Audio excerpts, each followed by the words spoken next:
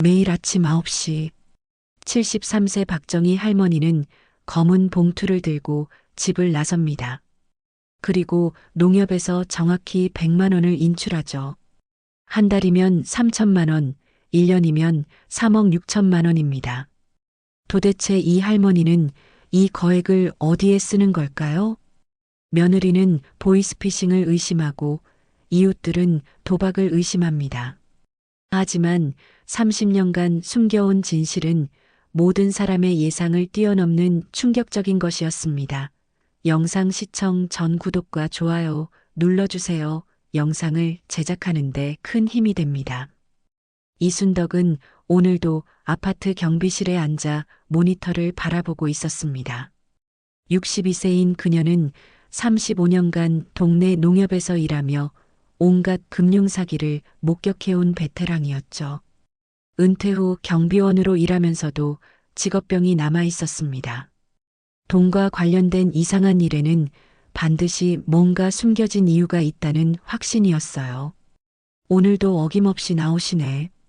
오전 8시 50분 어김없이 백이동 엘리베이터에서 박정희 할머니가 내려왔습니다. 검은색 가죽 핸드백과 똑같은 검은 봉투를 들고 있었죠. 할머니의 얼굴은 언제나 굳어 있었고 누구와도 인사를 나누지 않았습니다. 아파트에서 가장 오래 산 입주민 중 하나였지만 이웃들과는 전혀 교류가 없었어요. 순덕은 시계를 확인했습니다. 정확히 9시 할머니는 단지 정문을 나서 곧바로 농협으로 향했습니다. 이 패턴이 벌써 6개월째 계속되고 있었어요. 처음에는 그냥 연금을 찾으시는 정도로 생각했는데 매일 같은 시간에 나가시는 게 이상했습니다. 호기심을 참을 수 없었던 순덕은 경비실을 잠깐 비우고 할머니를 따라 나섰습니다. 농협은 아파트에서 도보로 5분 거리였어요. 할머니는 한 번도 뒤돌아보지 않고 곧장 은행으로 향했습니다. 농협 창구에서 할머니는 통장과 도장을 꺼내 직원에게 건넸습니다. 100만 원 인출하겠습니다. 네, 알겠습니다. 직원도 이미 익숙한 듯 별다른 확인 절차 없이 현금을 준비했습니다. 순덕은 멀리서 지켜보며 깜짝 놀랐어요. 정말로 100만 원을 찾는다니. 할머니는 받은 돈을 검은 봉투에 넣고 은행을 나왔죠. 도대체 뭐에 쓰시는 거지? 순덕의 머릿속에는 온갖 추측이 떠올랐습니다. 보이스피싱일까요? 아니면 투자 사기? 73세 할머니가 매일 100만 원씩 인출할 이유가 도무지 떠오르지 않았어요. 은행원 시절 경험으로는 이런 패턴이 10중 8구 사기와 관련이 있었거든요. 더욱 이상한 건 할머니의 행동이었습니다. 돈을 찾은 후에는 곧바로 집으로 돌아가지 않고 단지 앞 벤치에 앉아 30분 정도 시간을 보내는 것이었죠. 마치 누군가를 기다리는 것 같았어요. 검은 봉투를 꼭 안고 앉아서 주변을 두리번거리는 모습이 심상치 않았습니다. 그러던 중 순덕은 결정적인 장면을 목격했습니다. 할머니가 벤치에 앉아 있을 때 검은색 세단이 다가왔고 깔끔한 정장을 입은 중년 남성이 내려왔습니다. 할머니는 그에게 검은 봉투를 건넸고 남성은 고개를 숙여 인사한 후 차에 올라 사라졌어요. 저게 뭐지? 순덕의 의심은 확신으로 바뀌었습니다. 분명히 뭔가 수상한 일이 벌어지고 있었어요. 은행원 시절 봤던 전형적인 사기 패턴과 너무 비슷했거든요.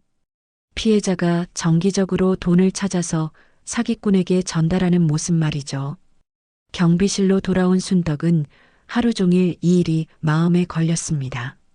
할머니가 며느리, 아들과 함께 살고 있다는 걸 알고 있었는데 가족들이 이 사실을 알고 있을까요? 아니면 할머니가 비밀로 하고 있는 걸까요? 35년 동안 은행에서 일하면서 이런 일을 얼마나 많이 봤는데 순덕은 걱정이 되기 시작했습니다. 보이스피싱범들의 수법은 정말 교묘합니다. 검찰청이나 경찰청 직원을 사칭해 당신 명의로 범죄가 일어났다며 불안감을 조성하죠. 그리고 수사에 협조하려면 돈을 안전한 곳으로 옮겨야 한다고 속입니다. 특히 고령자들은 권위에 약하기 때문에 쉽게 넘어갑니다. 검찰청이라는 말만 들어도 무조건 따르게 되죠. 더 교묘한 건 장기간에 걸쳐 신뢰관계를 구축한다는 점입니다. 처음에는 작은 금액부터 시작해서 점점 큰 돈을 요구해요. 피해자가 의심하지 않도록 중간중간 일부 돈을 돌려주기도 합니다. 수사가 진행되고 있으니 잠시만 더 협조해달라며 계속 돈을 요구하죠. 그렇게 수개월, 수년에 걸쳐 수억 원을 뜯어내는 경우도 있었어요. 순덕은 자신이 아들 결혼 자금으로 평생 모은 3천만 원을 떠올렸습니다. 그 돈의 소중함을 누구보다 잘 알고 있었거든요. 박할머니도 그런 소중한 돈을 사기꾼들에게 빼앗기고 있는 건 아닐까요? 그날 저녁 순덕은 다짐했습니다. 내일은 더 자세히 관찰해 봐야겠다고요. 혹시 정말 사기라면 빨리 막아야 했으니까요. 과연 박할머니는 정말 사기를 당하고 있는 걸까요? 그 검은 봉투 속 100만 원의 진짜 용도는 무엇일까요? 아파트 부녀의 실은 오늘도 수다꽃이 만발했습니다. 오후 3시가 되면 어김없이 모이는 주부들 사이에서 가장 핫한 화제는 역시 백이동 박정희 할머니였어요. 요즘 매일 나가시더라고요. 검은 봉투 들고 말이에요. 아, 저도 봤어요. 농협에서 돈 찾으시는 거 맞죠? 그런데 매일이라니. 부녀 회원 중 한 명인 이미경이 목소리를 낮추며 말했습니다. 그런데 제가 우연히 들었는데요. 100만 원을 찾으신다는 거예요. 매일요? 뭐라고요? 매일 100만 원? 부녀회장 김말순이 깜짝 놀라며 맞받았습니다. 그럼 한 달에 3천만 원인데 연금으로는 절대 불가능하잖아요. 맞아요. 아무리 국민연금, 공무원연금 다 합쳐도 그렇게 많이 나올 리가 없어요. 이때 505호에 사는 김영미가 한숨을 쉬며 끼어들었습니다. 30대 후반의 그녀는 평소에도 시어머니 때문에 스트레스가 많아 보였어요. 그게 저희 시어머님이거든요. 순간 부녀의 실이 조용해졌습니다. 모든 시선이 김영미에게 집중됐어요. 김영미의 표정이 어두워졌습니다. 요즘 정말 이상하세요. 매일 아침 9시만 되면 어김없이 나가시거든요. 뭐에 쓰시는지 전혀 말씀 안 하시고요. 혹시 물어보셨어요? 당연히 물어봤죠. 남편이랑 같이 여러 번 물어봤는데 내가 알 필요 없다. 내 돈 내가 어떻게 쓰든 상관없다고만 하세요. 김영미의 목소리에는 답답함과 걱정이 섞여 있었습니다. 그럼 어떻게 그런 큰 돈이 있으신 거예요? 글쎄요. 시아버지가 돌아가실 때 보험금을 받으셨다고는 들었는데 그게 30년도 더 된 얘기거든요. 그 돈이 아직도 남아있을 리는.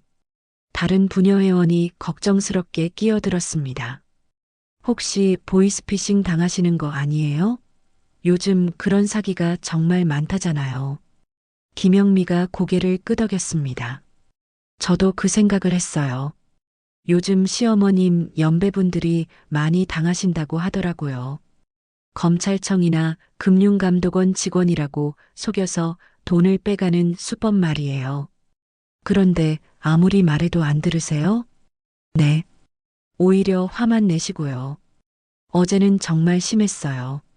김영미는 눈물을 글썽이며 계속했습니다. 남편이 엄마 혹시 누가 전화해서 돈을 달라고 하지 않았냐고 물어봤거든요. 그랬더니 갑자기 불같이 화를 내시면서 내가 그렇게 바보 같아 보이냐고 하시더라고요. 그래서 어떻게 됐어요? 남편이 그럼 도대체 뭐에 쓰시는 거냐고 다시 물어봤더니 내가 뭘 안다고 나서냐면서 방문을 쾅 닫고 들어가셨어요. 부녀 회원들은 혀를 찼습니다. 요즘 노인 대상 금융사기가 얼마나 교묘하고 악랄한지 모두 알고 있었거든요. 경찰서에 신고해야죠. 아니면 은행에 가서 인출 제한을 걸어달라고 하든지요. 통장을 빼앗아야죠. 이럴 때가 아니에요. 조언이 쏟아졌지만 김영미의 표정은 더욱 어두워졌습니다. 그게 말처럼 쉬운 일인가요? 시어머님이 워낙 고집이 세시잖아요. 그리고 아직 치매도 아니시고 멀쩡하신데 어떻게 통장을 빼앗아요? 하지만 이대로 두면 큰일 나요. 매일 100만 원이면. 김영미가 한숨을 쉬며 말했습니다. 어젯밤에 남편이랑 심각하게 얘기해 봤는데 이제 정말 강수를 둬야 할 것 같아요. 더 이상 이렇게 둘 수는 없다고. 무슨 강수요? 통장을 빼앗는 거죠. 시어머님이 워낙 고집이 세셔서 말로는 안 될 것 같으니까. 한편 이 모든 대화를 우연히 들은 순덕은 마음이 무거워졌습니다. 경비실 문이 열려 있어서 부녀회실의 대화가 다 들렸거든요. 은행원 시절 수많은 보이스피싱 피해자들을 봤던 그녀는 상황의 심각성을 누구보다 잘 알고 있었어요. 보이스피싱범들의 수법은 정말 교묘합니다. 처음에는 검찰청이나 경찰청, 금융감독원 직원을 사칭해 전화를 걸어와요. 당신 명의로 범죄가 일어났습니다라며 불안감을 조성하죠. 그 다음에는 수사에 협조하려면 돈을 안전한 곳으로 옮겨야 합니다라고 속입니다. 특히 고령자들은 권위에 약하기 때문에 쉽게 넘어갑니다. 검찰청이라는 말만 들어도 무조건 따르게 되죠. 더 교묘한 건 장기간에 걸쳐 신뢰관계를 구축한다는 점입니다. 처음에는 작은 금액부터 시작해서 점점 큰 돈을 요구해요. 피해자가 의심하지 않도록 중간중간 일부 돈을 돌려주기도 합니다. 수사가 잘 진행되고 있으니 조금만 더 협조해달라며 계속 돈을 요구하죠. 그렇게 수개월, 수년에 걸쳐 수억 원을 뜯어내는 경우도 많았어요. 순덕은 자신이 35년간 은행에서 목격한 수많은 사기 사례들을 떠올렸습니다. 대부분의 피해자들이 나는 속지 않는다고 생각했지만 결국 정교한 수법에 넘어갔었죠. 박할머니도 그런 수법에 당하신 걸까? 순덕은 걱정이 앞섰습니다. 특히 매일 정해진 시간에 일정한 금액을 찾는 패턴은 전형적인 보이스피싱 피해 사례와 일치했어요. 그날 저녁 김영미가 경비실로 찾아왔습니다. 얼굴이 많이 상해 있었어요. 순덕 언니, 부탁이 하나 있어요. 뭔데요? 시어머님 좀 지켜봐 주실 수 있을까요? 언니가 은행 일을 오래 하셔서 이런 일에 밝으시잖아요. 순덕은 김영미의 간절한 눈빛을 외면할 수 없었습니다.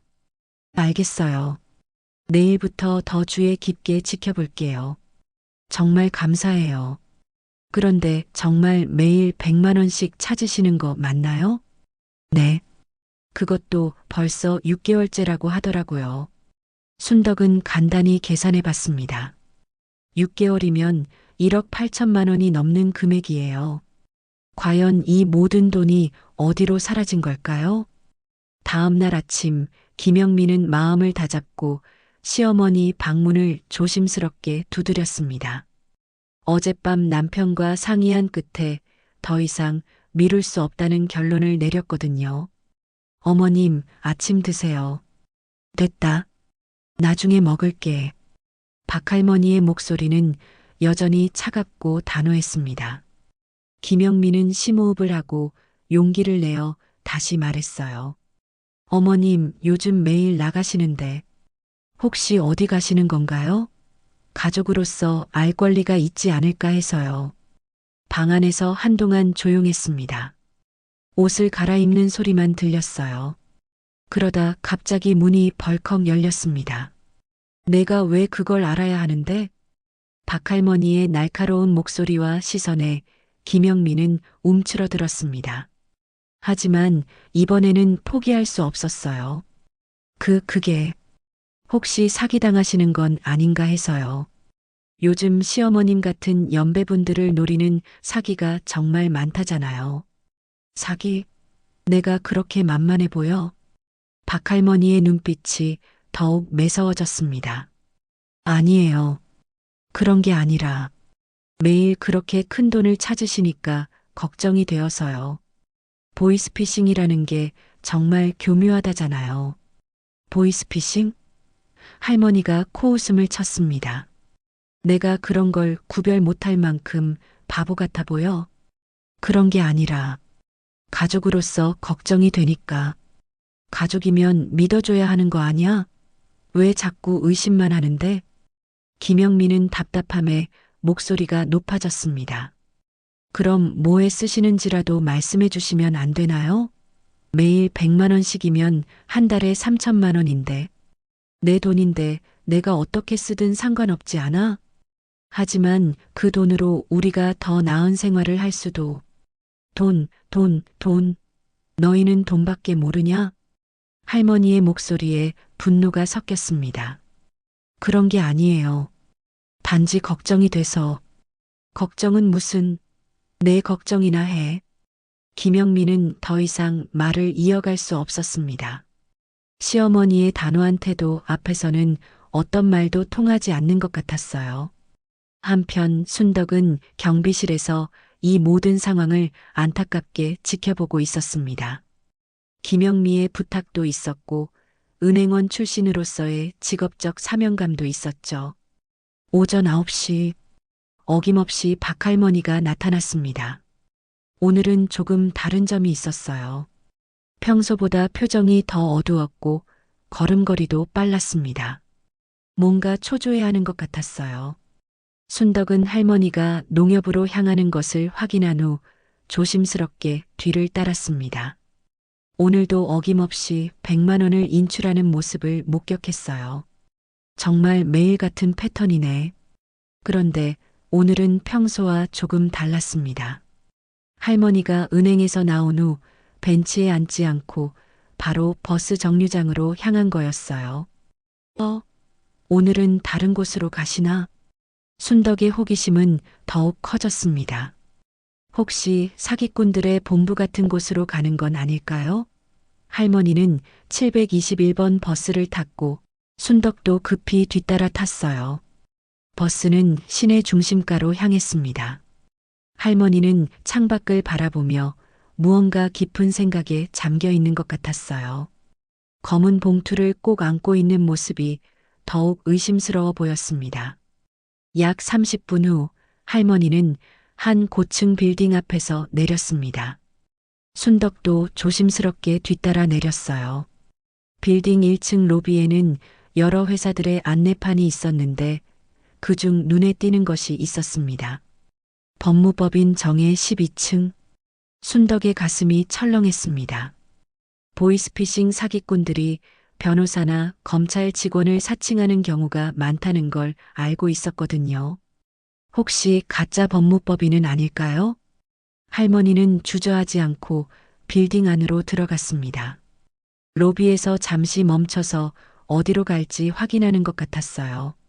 순덕은 잠시 망설였지만 호기심과 걱정을 참을 수 없어 뒤따라 들어갔습니다. 엘리베이터에서 할머니는 12층 버튼을 눌렀습니다. 순덕은 다른 층을 누른 척하며 함께 올라갔어요. 엘리베이터 안에서 할머니의 옆모습을 보니 더욱 안쓰러워 보였습니다. 12층에서 내린 할머니는 법무법인 정의 사무실로 들어갔습니다. 순덕은 복도에서 기다렸어요. 사무실 유리문 너머로 할머니가 누군가와 대화하는 모습이 보였습니다. 저 사람들이 사기꾼인 건가? 순덕은 마음이 급해졌습니다. 할머니가 사기를 당하고 있다면 빨리 막아야 하는데 어떻게 해야 할지 모르겠었어요. 약 20분 후 할머니가 나왔습니다. 그런데 이상한 점이 있었어요. 들고 갔던 검은 봉투가 사라져 있었습니다. 대신 할머니는 뭔가 서류 같은 것을 들고 있었어요. 역시 돈을 넘겨준 거구나. 순덕은 더욱 확신했습니다. 보이스피싱범들이 그럴듯한 사무실을 차려놓고 피해자들을 속이는 경우를 많이 봤었거든요. 돌아오는 엘리베이터에서 할머니의 표정을 살펴봤는데 뭔가 복잡해 보였습니다. 슬픔과 안도감이 섞인 듯한 표정이었어요. 사기를 당했다면 이런 표정을 지을까요? 집에 돌아온 순덕은 고민에 빠졌습니다. 김영미에게 이 사실을 바로 알려야 할까요? 아니면 직접 그 법무법인에 전화해서 확인해 봐야 할까요? 그날 저녁 백이동에서는 또 다른 소동이 벌어졌습니다. 김영미와 남편 박상철이 시어머니와 큰 소리로 다투는 소리가 복도까지 들렸거든요. 엄마, 이제 그만하세요. 매일 100만 원씩 도대체 어디에 쓰시는 거예요? 내가 뭘 하든 내가 상관할 바 아니다. 상관할 바 아니긴요. 그 돈으로 우리 아이 교육비도 마련하고 더 좋은 집에서 살 수도 있는데. 돈. 너희는 정말 돈밖에 모르는구나. 그럼 뭐에 쓰시는지라도 말씀해 주세요. 말해봤자 너희가 이해할까? 순덕은 가슴이 답답해졌습니다. 가족 간의 불화가 점점 심해지고 있었어요. 내일은 직접 그 법무법인에 전화해서 확인해 봐야겠다고 마음먹었습니다. 과연 박할머니는 정말 사기를 당하고 있는 걸까요? 그리고 그 법무법인은 진짜일까요? 가짜일까요? 이튿날 순덕은 중요한 결정을 내렸습니다. 직접 그 법무법인에 전화해서 확인해 보기로 한 거죠.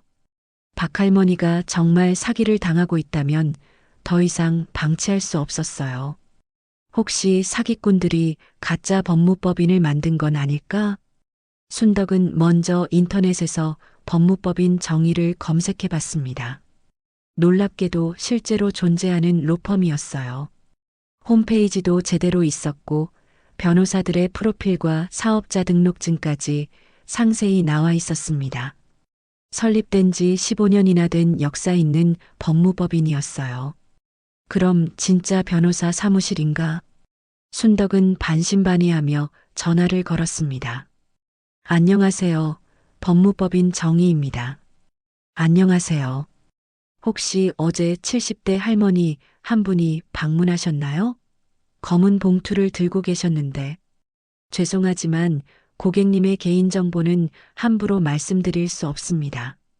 아, 그게 아니라 혹시 그분이 보이스피싱 같은 사기를 당하고 계시는 건 아닌가 해서요. 가족들이 너무 걱정하고 있어서 확인차 전화드렸습니다. 전화 너머로 잠시 침묵이 흘렀습니다. 그러다 상대방이 조심스럽게 물었어요. 혹시 가족분이신가요? 네, 같은 아파트에 사는 이웃인데 며느리분이 할머니가 사기당하시는 것 같다며 걱정을 많이 해서요. 그렇다면 가능하시면 직접 오셔서 상담받으시는 게 좋겠습니다. 김태윤 변호사님께서 해당 업무를 담당하고 계시거든요. 전화로는 자세한 내용을 말씀드리기 어려운 점이 있어서요. 순덕은 오후 시간을 내어 법무법인을 직접 찾았습니다. 시내 중심가 고층 빌딩 12층에 위치한 사무실은 생각보다 깔끔하고 전문적인 분위기였어요. 직원들도 많고 상담실도 여러 개 있는 제법 큰 규모의 로펌이었습니다. 김태윤 변호사는 40대 중반의 단정하고 신뢰감 있는 인상이었습니다. 박정희 할머니에 관해 문의하신 분이시죠? 네, 맞습니다. 혹시 그분이 무슨 사기에 연루되신 건 아닌가요? 매일 100만 원씩 찾아서 어디론가 가져가시는데. 김 변호사가 손을 들어 순덕의 말을 정중히 멈춰 세웠습니다. 우선 확인하고 싶은 게 있습니다. 할머니와는 어떤 관계이신지요? 같은 아파트 경비원입니다. 가족들이 할머니가 보이스피싱이나 투자 사기를 당하시는 것 같다며 너무 걱정하셔서 대신 알아보러 왔어요. 김 변호사의 표정이 미묘하게 변했습니다. 놀라움과 안타까움이 동시에 스치는 듯 했어요. 사기라고요? 아, 그런 오해를 하고 계셨군요. 그럼 사기가 아니라는 말씀이세요? 당연히 사기가 아닙니다. 박할머니는 우리 법무법인의 매우 소중한 이 부분은 개인정보보호법상 자세히 말씀드리기가 어렵네요. 순덕은 더욱 궁금해졌습니다. 사기가 아니라면 도대체 무슨 일일까요? 가족들이 정말 걱정하고 있는 상황이거든요. 대략적으로라도 어떤 성격의 일인지 알 수 있을까요? 매일 그렇게 큰 돈을 가져오시니까. 김 변호사는 잠시 고민하더니 신중하게 입을 열었습니다. 완전히 합법적이고 정당한 일입니다. 그리고 사회적으로도 매우 의미 있고 가치 있는 일이죠. 다만 할머니께서 철저히 비밀로 해달라고 당부하셔서. 비밀로요? 왜 가족들에게도요? 할머니만의 특별한 사정이 있으시거든요. 아마 가족들이 알게 되면 말리실 것 같다고 하시더라고요. 순덕은 점점 더 미궁에 빠졌습니다. 합법적이면서 의미 있는 일인데 가족들이 말릴 만한 일이라니. 도대체 무엇일까요? 정말 조그만 힌트라도 주실 수 없나요? 가족들이 통장을 빼앗으려고까지 하는 상황이에요. 김 변호사는 한참을 망설이더니 아주 조심스럽게 말했습니다. 교육과 관련된 사회공헌 활동이라고 보시면 됩니다. 그리고 어려운 환경의 젊은이들을 돕는 일이기도 하고요. 교육 지원이요? 사회공헌이요? 더 자세한 내용은 정말 말씀드릴 수 없어요. 할머니께서 철저히 비밀로 해달라고 당부하셨거든요. 김 변호사가 진심 어린 표정으로 덧붙였습니다. 다만 이것만은 확실히 말씀드릴 수 있어요. 할머니는 정말 존경받아 마땅한 분이세요. 저희 변호사들도 처음에는 깜짝 놀랐습니다. 이런 분을 만날 수 있어서 오히려 저희가 영광이라고 생각하고 있거든요. 법무법인을 나온 순덕은 머릿속이 더욱 복잡해졌습니다. 교육 지원과 사회공헌? 73세 할머니가 매일 100만 원씩을 그런 일에 쓴다는 게 정말 가능한 일일까요? 그날 저녁 김영미가 또다시 경비실로 찾아왔습니다. 얼굴이 더욱 상해 보였어요. 언니, 오늘도 시어머님이 또 나가셨어요. 그런데 집에 돌아오셔서는 너희들은 모르는 게 약이다라고 하시면서 또 방에 들어가 버리셨어요. 그래서 어떻게 됐어요? 남편이 정말 화를 내면서 이제는 정말 통장을 빼앗아서라도 맞겠다고 하더라고요. 내일 당장 은행에 가서 거래정지 신청을 하겠다고. 김영미가 눈물을 글썽이며 계속했습니다. 언니, 정말 어떻게 해야 할지 모르겠어요. 시어머님은 점점 더 예민해지시고 남편은 화만 내고 이러다가 우리 가족이 완전히 깨어질 것 같아요. 순덕은 딜레마에 빠졌습니다. 변호사로부터 들은 내용을 전해야 할까요? 하지만 할머니가 비밀로 해달라고 했다는데, 그리고 여전히 구체적으로 무슨 일을 하시는지 모르는 상황이고요. 영미 씨, 하루만 더 기다려줄 수 있어요? 내일 제가 직접 할머니를 따라가서 정확히 뭘 하시는지 확인해 볼게요. 정말요? 하지만 위험하지 않을까요? 괜찮아요. 멀리서 지켜보기만 할 테니까. 더 이상 이렇게 둘 수는 없어요. 그날 밤 순덕은 잠들 수 없었습니다. 과연 할머니는 어떤 교육 지원 활동을 하고 계시는 걸까요? 그리고 왜 그토록 가족들에게조차 비밀로 하려는 걸까요? 내일이면 모든 의문이 풀릴 것 같았습니다. 다음 날 순덕은 특별한 준비를 했습니다. 할머니가 어디로 가든 끝까지 따라갈 작정이었거든요. 배낭에는 물과 간단한 간식, 그리고 교통카드를 챙겨 넣었어요. 오전 9시 박할머니가 평소처럼 검은 봉투를 들고 나왔습니다. 하지만 오늘은 농협으로 가지 않았어요. 바로 버스 정류장으로 향했습니다. 오늘은 돈을 안 찾으시나? 순덕은 의아해하며 뒤를 따랐습니다. 할머니가 탄 버스는 시외로 향하는 노선이었어요. 721번 버스가 아니라 1200번 광역버스였습니다. 이 버스는 경기도로 가는 거네. 순덕은 점점 더 궁금해졌어요. 할머니가 이렇게 먼 곳까지 가시는 건 처음 보는 일이었거든요. 버스 안에서 할머니는 창밖을 바라보며 무언가 깊은 생각에 잠겨 있는 것 같았습니다. 약 1시간을 달려 도착한 곳은 경기도의 한 작은 도시였습니다. 할머니는 버스에서 내려서 잠시 주변을 둘러보더니 또 다른 마을 버스를 기다렸어요. 여기서 또 버스를 타시네. 순덕은 조심스럽게 거리를 두고 할머니를 따라 마을 버스에 탔습니다. 이 버스는 더욱 외진 곳으로 향했어요.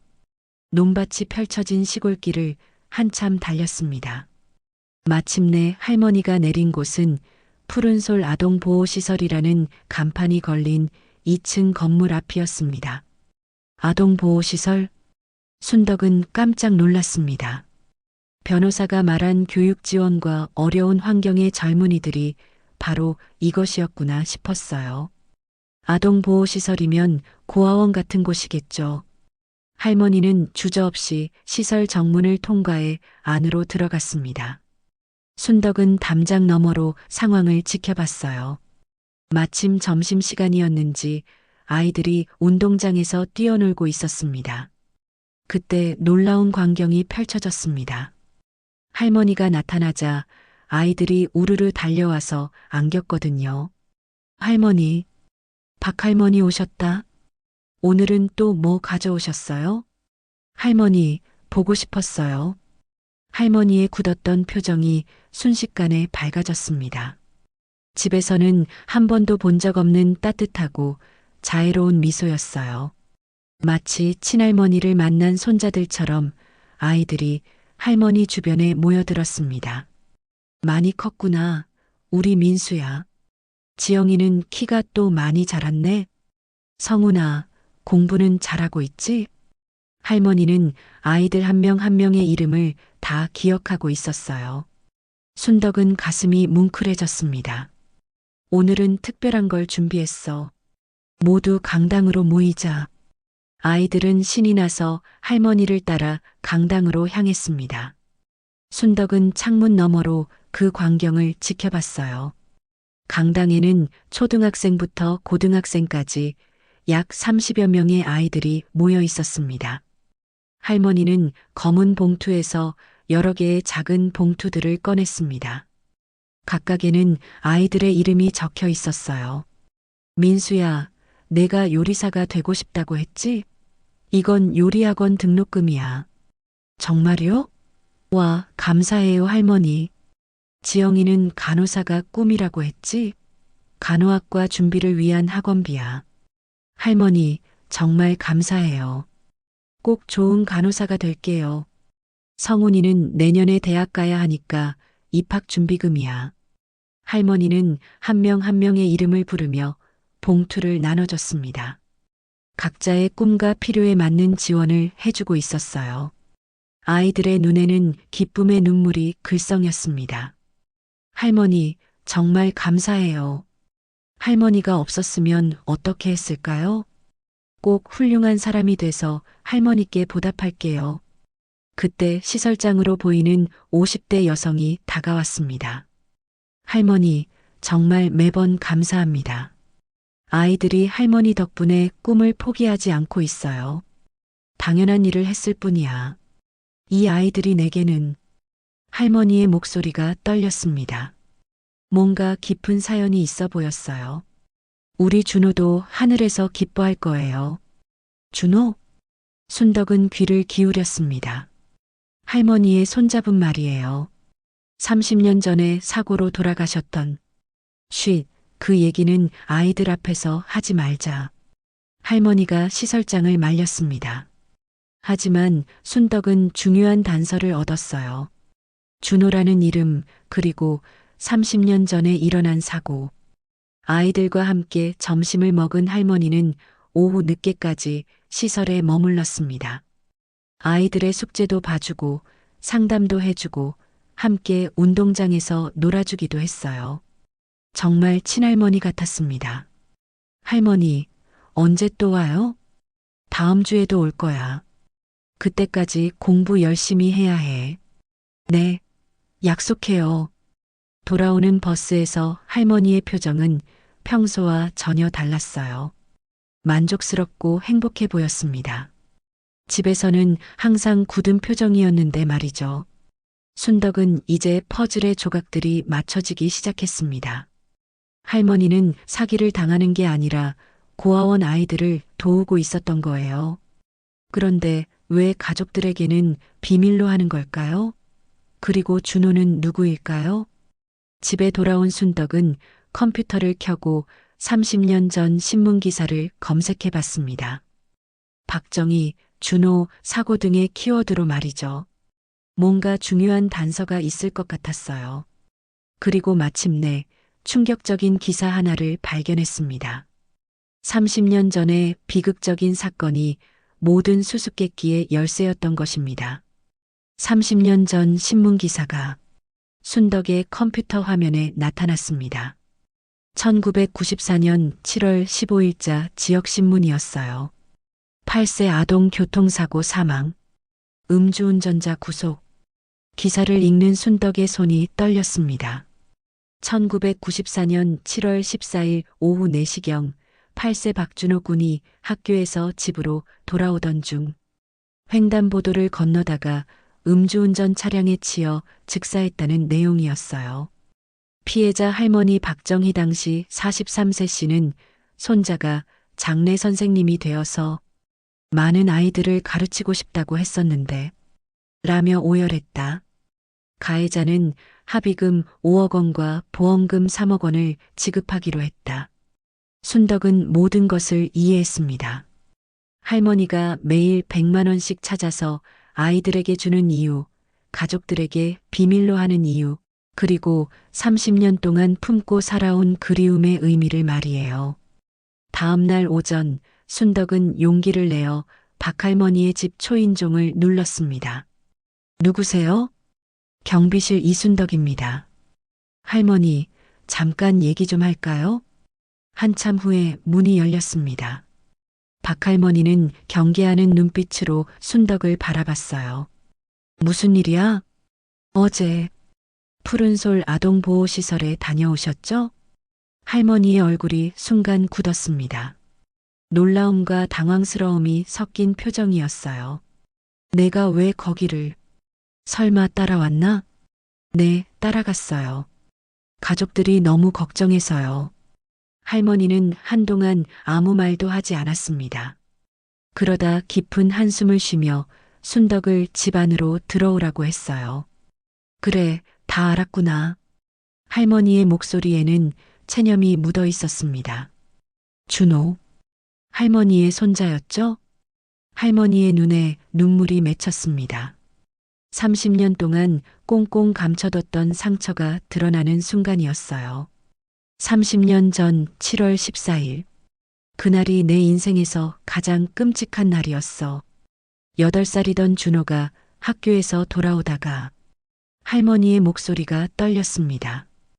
음주운전자가 그 아이를 쳤어. 병원에 데려갔지만 즉사였지. 우리 준호는 꿈이 있었거든. 많은 아이들을 가르치는 선생님이 되고 싶다고 했었어.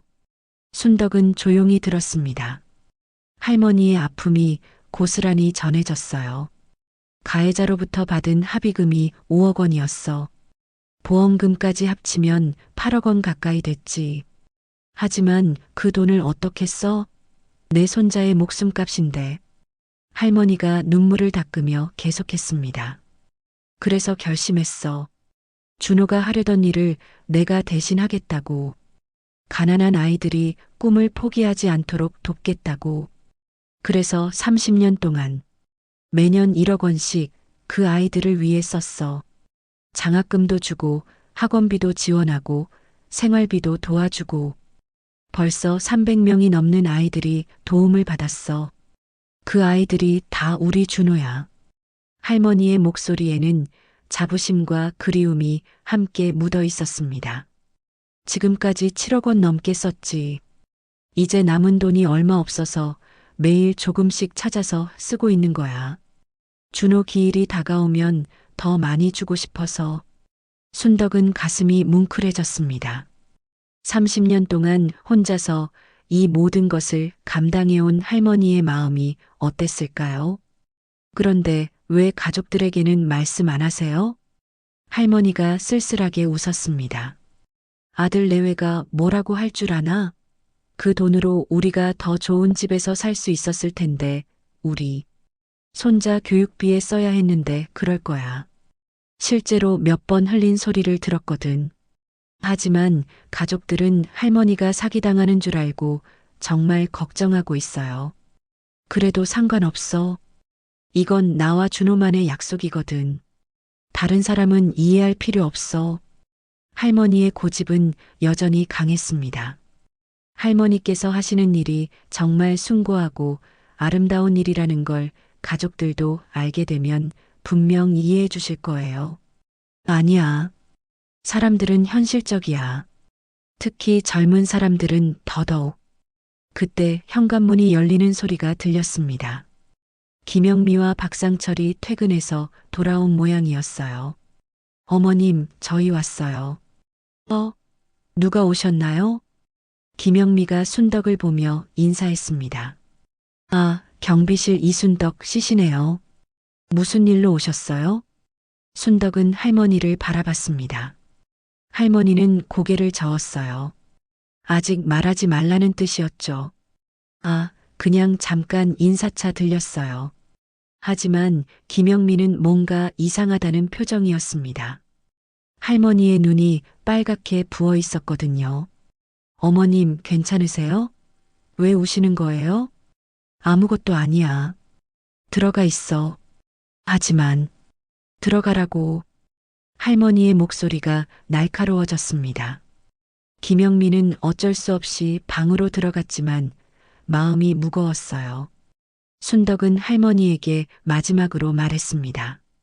할머니, 언젠가는 말씀하셔야 할 때가 올 거예요. 가족들이 이해해 주실 거라고 믿어보세요. 과연 순덕은 이 비밀을 언제까지 지킬 수 있을까요? 그리고 가족들은 언제 진실을 알게 될까요? 순덕은 밤새 고민했습니다. 할머니의 숭고한 뜻을 존중해야 할까요?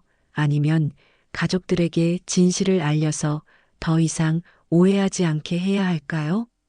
다음 날 아침 결국 순덕은 김영미를 경비실로 불러냈습니다. 더 이상 이 상황을 지켜보고만 있을 수는 없었어요. 영미 씨, 정말 중요한 얘기가 있어요. 혹시 시어머님 일 때문인가요? 어제 또 나가셨더라고요. 김영미의 얼굴에는 지친 기색이 역력했습니다. 지난 몇 달간의 스트레스가 쌓인 것 같았어요.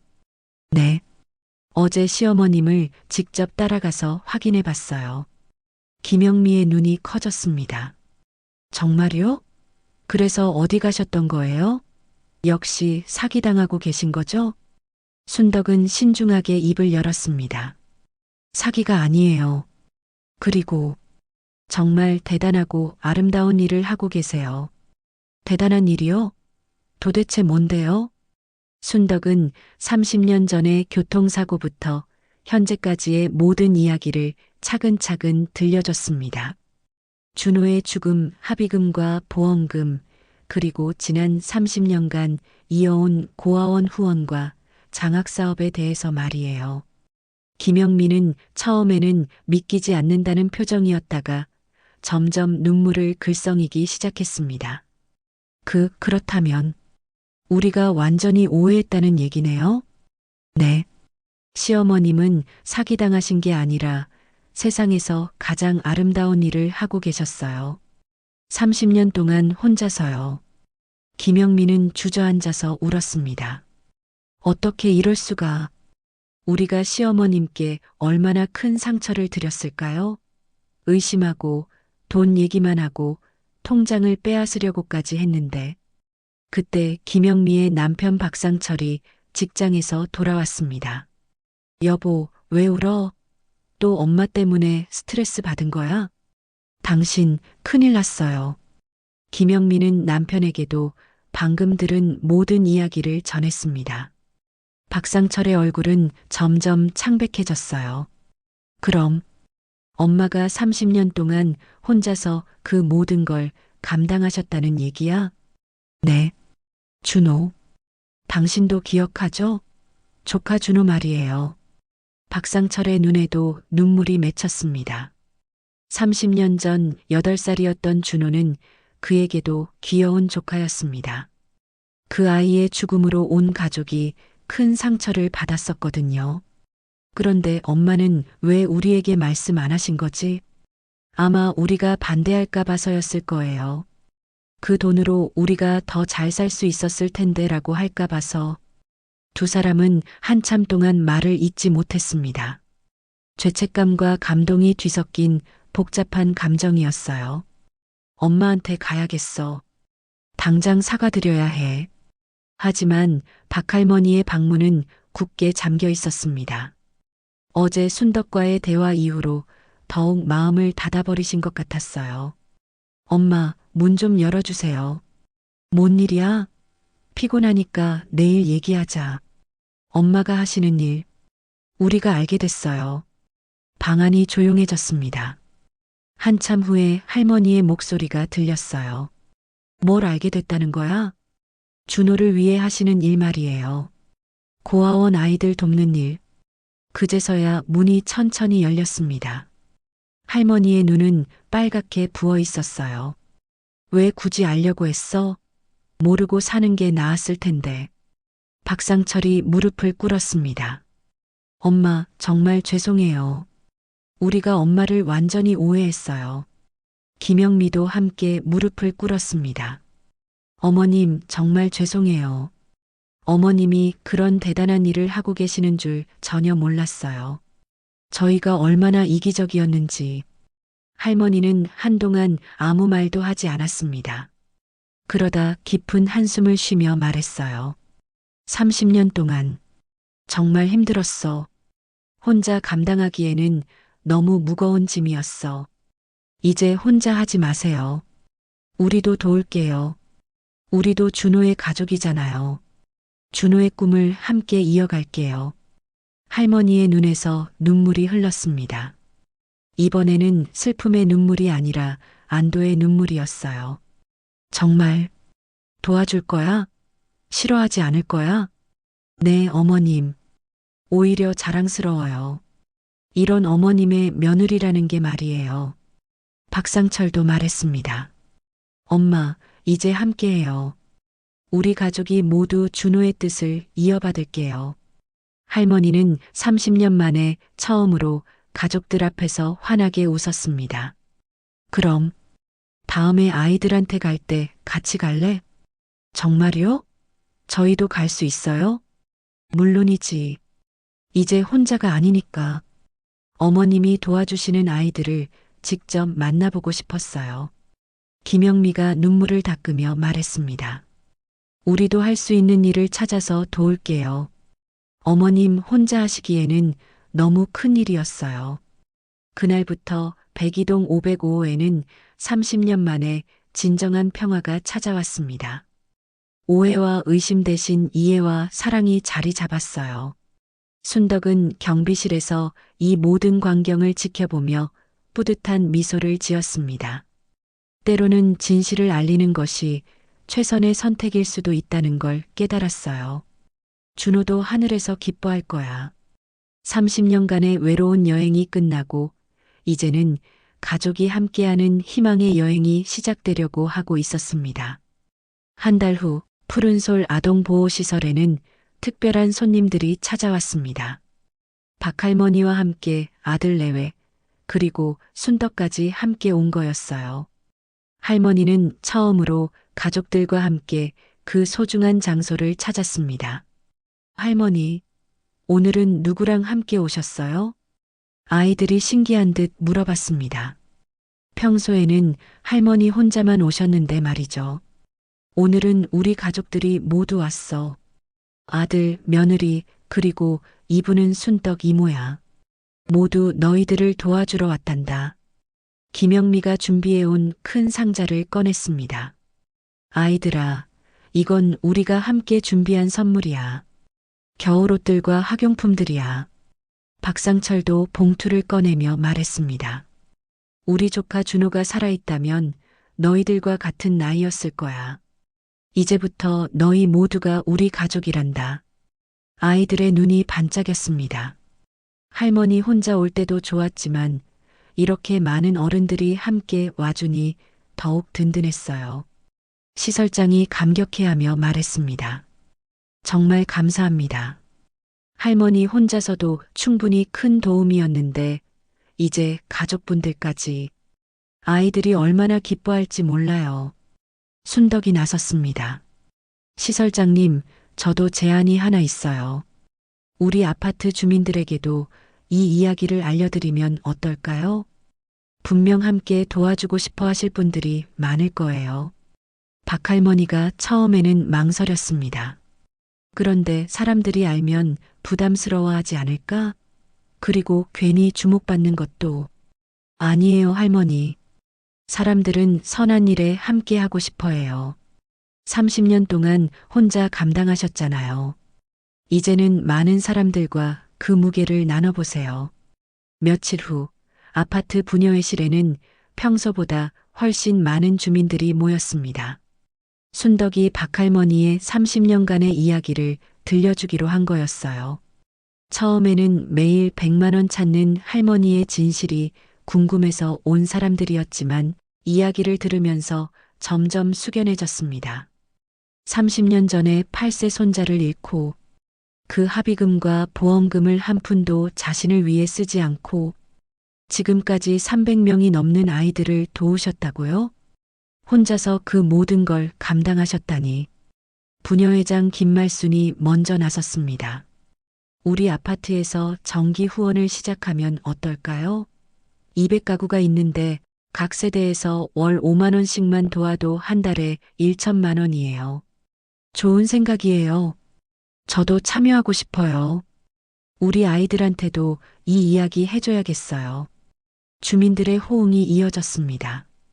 누군가의 숭고한 삶을 알게 되니 자신들도 뭔가 의미 있는 일에 동참하고 싶어 했어요. 저희 동네 상가 상인회에서도 도움을 드리고 싶어요. 우리 회사에서도 사회공헌 프로그램으로 참여할 수 있을 것 같은데요. 한 달 후 준호 장학재단이 공식적으로 확대 운영되기 시작했습니다. 박할머니가 혼자 감당하던 일이 이제는 수백 명이 함께하는 큰 프로젝트가 된 거죠. 푸른솔 아동보호시설뿐만 아니라 인근의 다른 시설들까지 도울 수 있게 되었어요. 더 많은 아이들이 꿈을 포기하지 않고 공부할 수 있게 된 겁니다. 어느 날 장학금을 받고 대학을 졸업한 한 청년이 할머니를 찾아왔습니다. 정장을 말끔히 차려입고 온 그는 할머니, 저 기억하세요? 15년 전에 장학금 받았던 김민수예요. 어머, 민수야. 이렇게 훌쩍 컸구나. 지금 뭘 하고 있니? 할머니 덕분에 대학도 졸업하고 이번에 초등학교 선생님이 됐어요. 박할머니의 눈에서 눈물이 흘렀습니다. 선생님, 우리 준호가 되고 싶어 했던, 네, 준호 형을 기리는 마음으로 선생님이 되기로 했어요. 이제 저도 많은 아이들을 가르치고 도울 거예요. 할머니가 해주신 것처럼요. 그 순간 박할머니는 확신했습니다. 준호가 정말로 여러 모습으로 이 세상에 살아 숨쉬고 있다는 것을 말이에요. 그리고 할머니, 이것도 받아주세요. 민수는 봉투를 하나 꺼냈습니다. 제 첫 월급에서 일부예요. 이제 저도 후배들을 도와주고 싶어요. 민수야, 고마워. 정말 고마워. 경비실에 앉아있던 순덕이 따뜻한 미소를 지으며 중얼거렸습니다. 역시 돈에는 다 이유가 있다니까. 그것도 세상에서 가장 아름다운 이유였네. 그날 저녁 박할머니는 준비해둔 준호의 사진 앞에 앉아 조용히 말했습니다. 준호야, 이제 할머니 혼자가 아니야. 아빠, 엄마도 함께하고 아파트 이웃들도 모두 너의 꿈을 함께 이어가고 있어. 300명이 넘는 내 동생들이 훌륭하게 자라고 있고 그중 한 명은 너처럼 선생님이 됐단다. 창밖으로 따뜻한 석양이 비치고 있었습니다. 마치 준호가 환하게 웃고 있는 것 같았어요. 30년간의 외로운 여행이 끝나고 이제는 모든 사람이 함께하는 희망의 여행이 시작된 것입니다. 매일 100만 원이라는 미스터리 뒤에는 이렇게 깊고 아름다운 사랑이 숨어 있었던 거죠. 그리고 그 사랑은 이제 더 많은 사람들에게 전해져 더 큰 사랑으로 자라나고 있었습니다. 순덕이 자신의 아들 결혼 자금 중 일부를 기부한 것처럼 작은 사랑들이 모여서 큰 기적을 만들어내고 있었어요. 이것이 바로 진정한 사랑의 힘이었습니다.